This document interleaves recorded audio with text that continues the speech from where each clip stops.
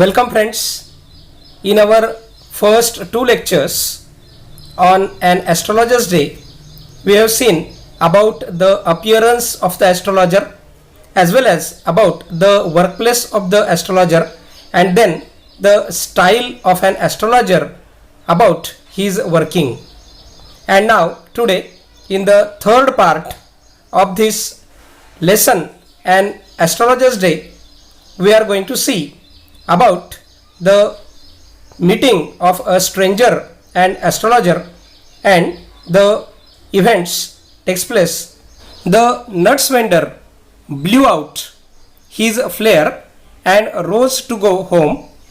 This was a signal for the astrologer to bundle up too, since it left him in darkness except for a little shaft of green light which stirred in from somewhere and touched the ground before him. तर तो जो nut vendor होता त्याने आता आपली flare blue out केलेली आहे. Blue out म्हणजे त्याने विझवलेली आहे. फ्लेअर विझवल्यामुळे किंवा त्याने आपली मशाल विझवल्यामुळे आता ज्या ठिकाणी ॲस्ट्रोलॉजर आपला व्यवसाय थाटलेला आहे त्याने त्या ठिकाणी आता अंधार झालेला आहे आणि ॲस्ट्रोलॉजरसाठी हा सिग्नल होता की त्याने सुद्धा आता आवरावर करायला घ्यायची होती. He had to bundle up since it left him in darkness. कारण आता तो पूर्णपणे अंधारात राहणार होता. त्याच्या अवतीभोवती फक्त दुरून येणारे काही ग्रीन लाईट किंवा दूरच्या दुकानांवरून येणारे थोडेफार ज्या प्रकाशाच्या तिरीप होत्या, जे थोडेफार प्रकाशाचे किरण होते ते त्याच्या दुकानापर्यंत यायचे आणि जमिनीवरच ते दिसेनासे व्हायचे आणि अशा अंधारात त्याला आता आपला व्यवसाय पुढे सुरू ठेवणं शक्य नव्हतं. He picked up his cowrie shells and paraphernalia and was putting them back into his bag when the green shaft of light was blotted out. आता तर जो दुरून येणारा ग्रीन शाफ्ट ऑफ लाईट म्हणजे प्रकाशाचे जे अतिशय अंधुक किरण जे येत होते ते सुद्धा आता ब्लॉटेड आउट झाले आणि त्याच्यामुळे त्याने आता आपल्या कवरी शेल्स आणि त्याचा पॅराफेर्नालिया म्हणजेच त्याच्या व्यवसायासाठी लागणाऱ्या इतर सर्व ज्या छोट्या मोठ्या वस्तू होत्या त्या सर्व त्याने आवरायला आता घेतलेल्या आहेत. He looked up and saw a man standing before him. He sensed a possible client and said, "You are looking so careworn. It will do you good to sit down for a while and chat with me." तेवढ्यात त्याच्यासमोर कोणीतरी उभा असल्याची त्याला जाणीव झाली आणि त्याला कळलं की हा कदाचित आपला पॉसिबल कस्टमर असू शकतो आणि जाता जाता एवढा कस्टमर अटेंड करायचा म्हणून त्याने त्याच्याकडे बघितलं आणि तो म्हणाला, "यू लुक सो केअरवॉन." म्हणजे तू खूप काळजीत दिसतोयस.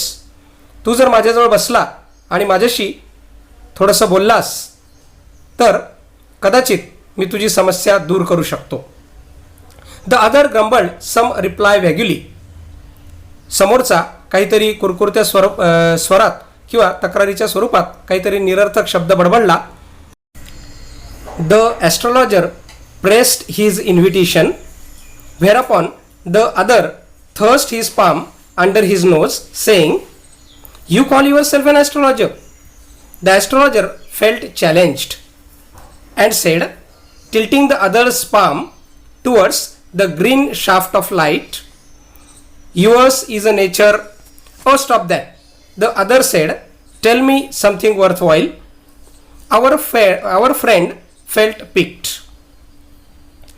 Astrologer pressed his invitation म्हणजे ॲस्ट्रोलॉजरने आग्रह केल्यानंतर किंवा पुन्हा पुन्हा त्याला कन्व्हिन्स केल्यानंतर त्याने रागारागात आपला हात ॲस्ट्रोलॉजरच्या नाकासमोर धरला आणि तो जोरात म्हणाला, "तू स्वतःला ॲस्ट्रोलॉजर समजतोस?" ॲस्ट्रोलॉजरसाठी ही गोष्ट चॅलेंज वाटली. त्याने त्याचा हात धरला आणि त्याचा हात थोडासा टिल्टिंग करत, टिल्ट म्हणजे थोडासा येणाऱ्या उजेडाकडे त्याने हात त्याचा कलता केला आणि हात तिरपा करून तो त्याच्यावरती काहीतरी बघण्याचा प्रयत्न करू लागला. "Yours is a nature." आणि त्याने आपल्या नेहमीच्या शैलीत बडबडायला सुरुवात केली की तुमचा स्वभाव. तेवढ्यात तो म्हणाला, "ओ स्टॉप दॅट. माझ्या स्वभावाबद्दल मला काही सांगू नकोस. Tell me something worthwhile." मला काहीतरी महत्त्वाचं सांग. आणि त्याच्या या बोलण्याने आपला फ्रेंड थोडासा पिक्ड झाला, थोडासा निराश झाला. त्याच्यावरती त्याचं समाधान करण्यासाठी हा ॲस्ट्रॉलॉजर त्याला म्हणाला, I charge only 3 pies per question. मी प्रत्येक प्रश्नाचे फक्त 3 पैसे घेतो आणि what you get ought to be good enough for your money. आणि मी तुझ्या पैशाचं तुला पुरेपूर समाधान देईल. त्या पैशाच्या मोबदल्यात तुझं 100% समाधान करण्याचा मी प्रयत्न करेल. At this the other विड्रीव his arm, took out an anna and flung it out to him, saying, I have some question to ask. If I prove you are bluffing, you must return that anna to me with interest. त्याने आपला हात मागे घेतला आणि एक आना काढला. आना म्हणजेच 1 रुपयाचा तो 16वा भाग असतो, म्हणजे जवळपास 6 पैशापेक्षाही जास्त ते होते. आणि ते त्याने याच्या समोर फेकत तो म्हणाला की मला काही प्रश्न तुला विचारायचे आहेत, परंतु मला जर असं कळलं की तुम्हाला ब्लफिंग करतोय किंवा तुम्हाला फसवतोयस, तर मी माझा दिलेला आना तुझ्याकडून व्याजासकट वसूल करेल. If you find my answers satisfactory will you give me 5 rupees. Astrologer सुद्धा हुशार होता. त्याला अनेक लोकांशी बोलण्याचा खूप दांडगा अनुभव असल्यामुळे त्याने लगेच त्याला प्रत्युत्तर केलं, जर मी तुला समाधानकारक उत्तरं दिलेत तर तुम्हाला 5 रुपये देशील का? त्यावर तो म्हणाला, no. Or will you give me 8 annas. बरं ठीक आहे, 5 रुपये नाही पण 8 आणे तरी देशील का? All right, provided you give me twice as much if you are wrong. समोरचा व्यक्तीसुद्धा त्याला म्हणाला, ठीक आहे दिले, परंतु जर तू रॉंग निघालास, जर तुझे उत्तरं चुकले तर मला त्याच्या टॉईस म्हणजेच त्याच्या डबल तुला द्यावे लागतील. समजा मी जर तुला 8 आणे दिले तर आणि तुझे उत्तर जर चुकले तर तुला मला 1 रुपया द्यावा लागेल, म्हणजेच 16 आणे द्यावे लागतील. Said the stranger.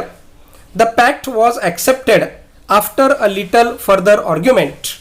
The astrologer sent up a prayer to the heavens. आणि दोघांचा जो पॅक्ट होता म्हणजेच दोघांचा जो करार होता तो थोड्याशा तडजोडीनंतर, थोड्याशा बार्गेनिंगनंतर फायनल झाला. ॲस्ट्रॉलॉजरने आपल्या नेहमीच्या शैलीत हात जोडून आकाशाकडे बघत देवाकडे काहीतरी प्रार्थना केली आणि तेवढ्यात द अदर लीट अ चिरूट. आणि तो जो स्ट्रेंजर होता त्याने आपली बिडी पेटवली. चिरूट हा एक सिगारचा प्रकार आहे, म्हणजे एक प्रकारचे बिडी. The astrologer caught a glimpse of his face by the match light. त्याने आपली आगपेटी पेटवताच बरोबर तो जो मॅच लाईट होता म्हणजे आगपेटीचा उजेड त्याच्या चेहऱ्यावरती पडला आणि त्या उजेडातच अचानक ॲस्ट्रॉलॉजरला समोरच्या व्यक्तीचा चेहरा दिसला.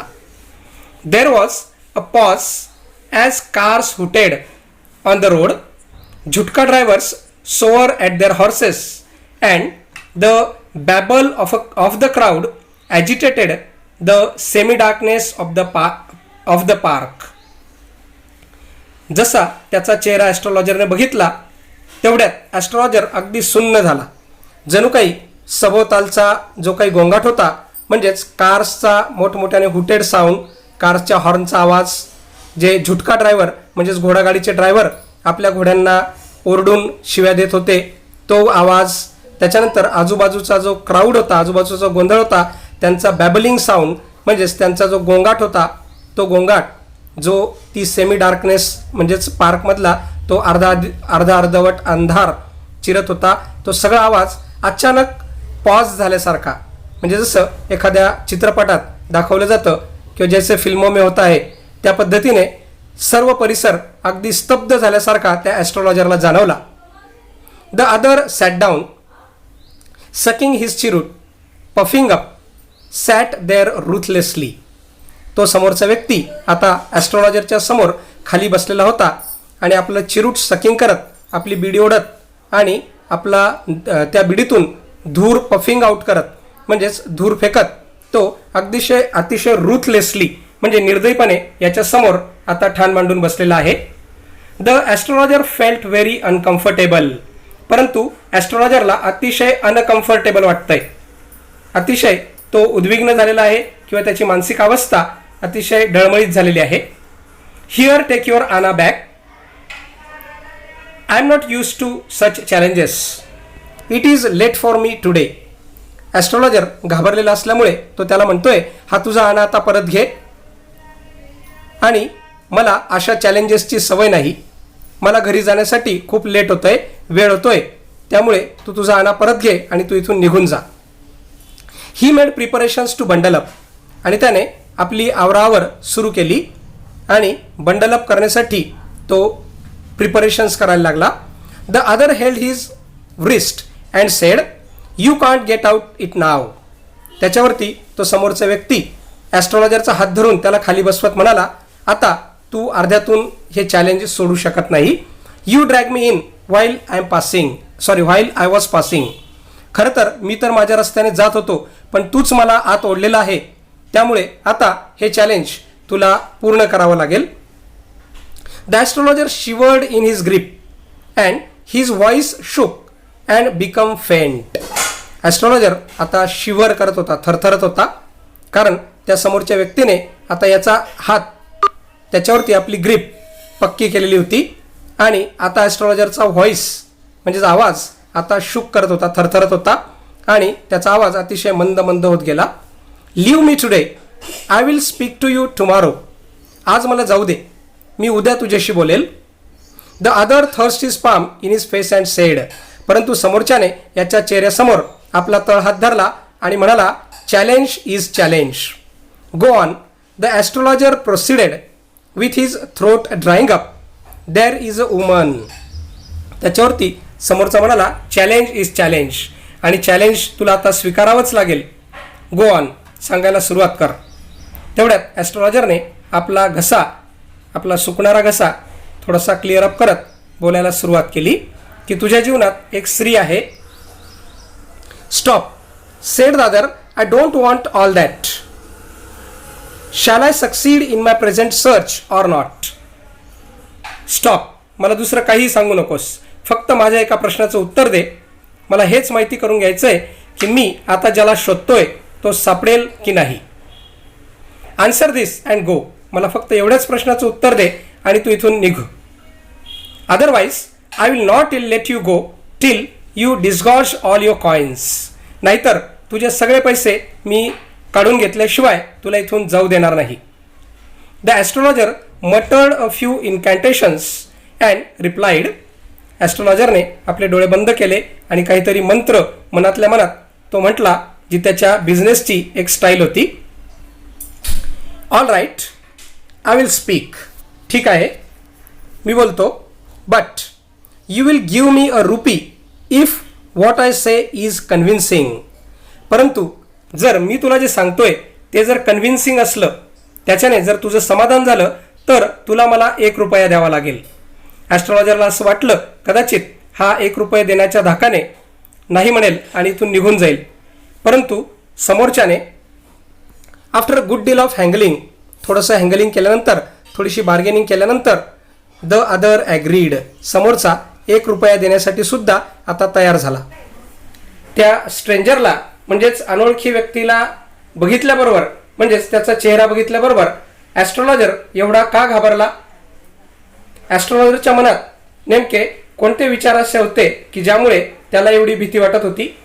तसेच तो स्ट्रेंजर व्यक्ती नक्की कुणाला शोधत होता? कुणाच्या शोधात तो तिथपर्यंत आलेला होता? या अशा अनेक प्रश्नांची उत्तरं आपण माझ्या पुढच्या व्हिडिओमध्ये म्हणजेच ॲन ॲस्ट्रॉलॉजर्स डे पार्ट 4 मध्ये, म्हणजे शेवटच्या पार्टमध्ये आपण बघूयात. तोपर्यंत टेक केअर, गुड बाय.